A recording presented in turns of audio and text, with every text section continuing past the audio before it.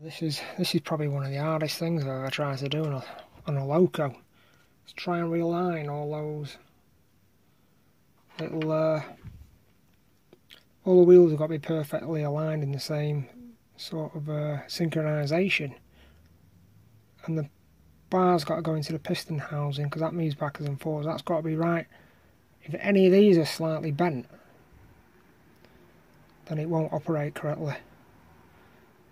You've got to make sure when you put the wheels back in, these swing bars, you can get confused and try and have the wheels the other way around with the swing bars going the other way. So instead of it being on that wheel, the actual piston rod will be on this wheel, which is easy to do. You've got to make sure it's aligned on the second wheel from the cab.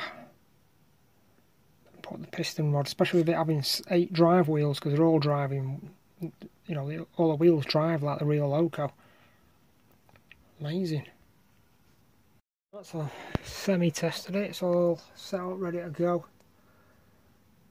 I mean, the loco needs running in, it's never been run in, so shouldn't really, but I'm gonna get these coaches out, these